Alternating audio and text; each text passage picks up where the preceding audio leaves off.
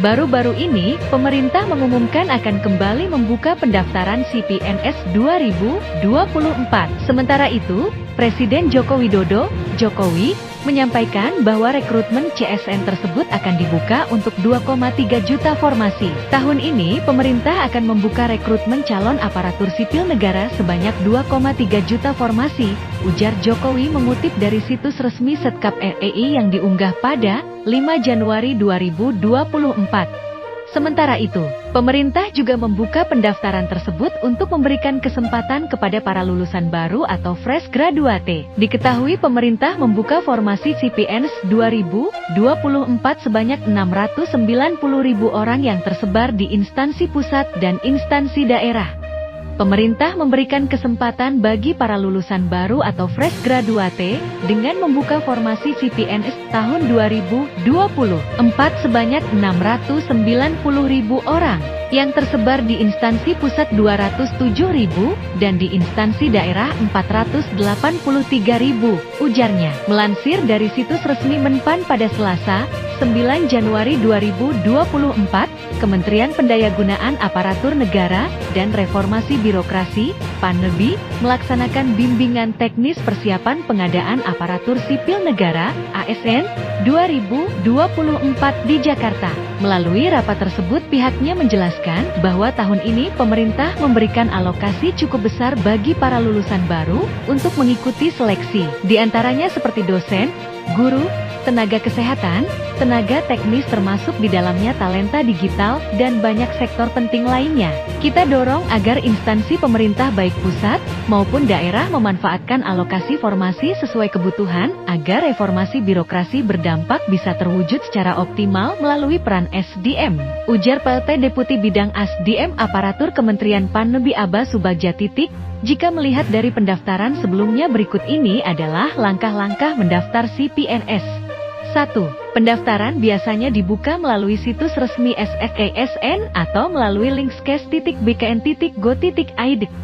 2. Pendaftar kemudian membuat akun dengan menggunakan nomor induk kependudukan, NIK.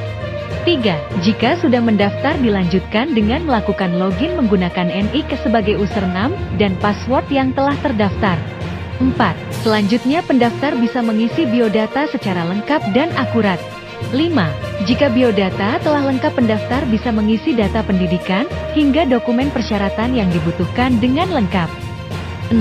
Biasanya pendaftar bisa memilih jenis formasi instansi dan jabatan sesuai pendidikan atau melihat persyaratan lebih rinci melalui pengumuman resmi dari instansi yang ingin dilamar. Secara umum berikut ini adalah ketentuan umum mendaftar CPNS melansir dari situs resmi SSKSN. 1. Tidak pernah dipidana dengan pidana penjara 2 tahun atau lebih. 2. Tidak pernah diberhentikan dengan hormat tidak atas permintaan sendiri, atau tidak hormat sebagai PNS prajurit TNI Kepolisian Negara EI. 3. Tidak pernah diberhentikan tidak dengan hormat sebagai pegawai swasta. 4. Tidak berkedudukan sebagai CPNS, PNS, prajurit TNI, atau anggota Kepolisian Negara RI. 5. Tidak menjadi anggota pengurus parpol atau terlibat politik praktis. 6. Memiliki kualifikasi pendidikan sesuai dengan persyaratan jabatan. 7. Sehat jasmani dan rohani sesuai dengan persyaratan jabatan yang dilamar.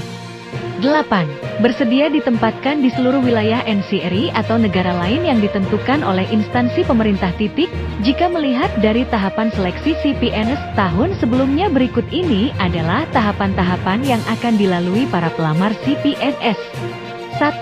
Seleksi administrasi. Seleksi administrasi biasanya dilakukan melalui situs resmi dari SSKSN atau melalui link skes.bkn.go.id. Pada tahapan ini, para pelamar akan diseleksi berkas administrasi yang telah diunggah ke portal pendaftaran untuk kemudian diverifikasi. 2.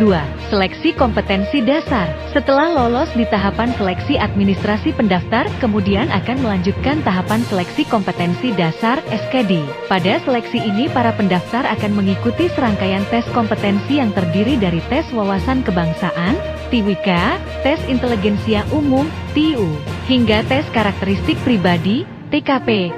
3. Seleksi kompetensi bidang. Jika peserta lolos tahapan seleksi kompetensi dasar, akan dilanjutkan dengan tes seleksi kompetensi bidang (SKB).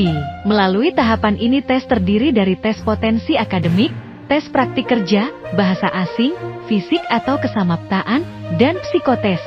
4. Integrasi nilai. Pada tahapan integrasi nilai dilakukan dengan menggabungkan hasil atau nilai SKD dan SKB dengan bobot nilai SKD 40% dan SKB 60%. 5. Pengumuman. Tahapan kelima, para pendaftar bisa memeriksa status kelulusannya pasca menyelesaikan keempat seleksi tersebut. Pengumuman biasanya dibagikan melalui situs resmi instansi yang dilamar. 6. Pemberkasan. Setelah berhasil melalui tahap pengumuman, pendaftar yang lulus akan mengisi formulir yang disimpan di setiap instansi.